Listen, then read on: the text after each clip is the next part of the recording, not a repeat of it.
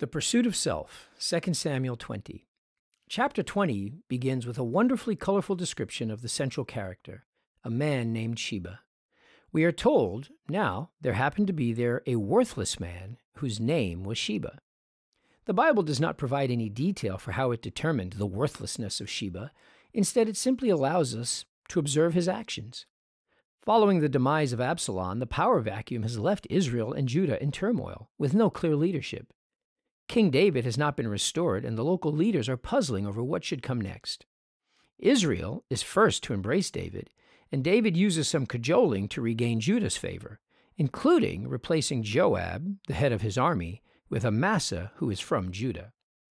This leads to wrangling amongst the tribes as everyone seeks to regain favor with the king.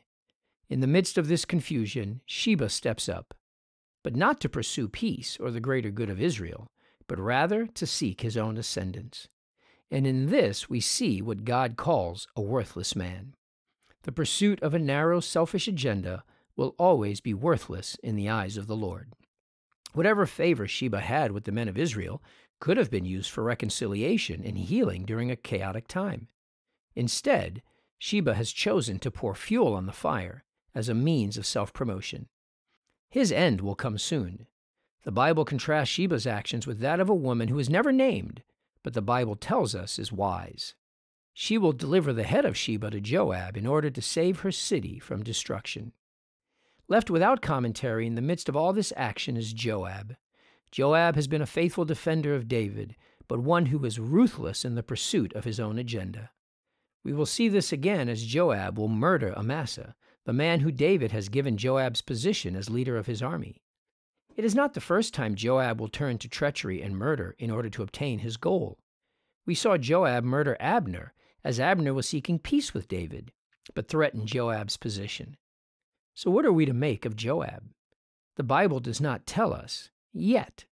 It leaves it to our own discretion.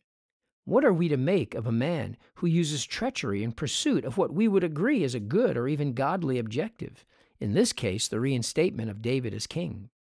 Well, the Bible will make clear in short order, he is also a worthless man. Just because his selfish pursuits align with God's does not make his actions right. As Paul makes clear in Romans 3:8, God does not endorse doing evil that good may come.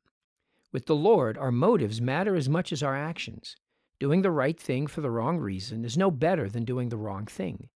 God cares as much about the why as he does the what, and we should be examining our hearts in all we do. As Paul tells us in 1 Timothy 1:5, the aim of our charge is love that issues from a pure heart and a good conscience and a sincere faith. In all we do, let's ask ourselves not only whether we are doing the right thing, but does it come from a loving intent?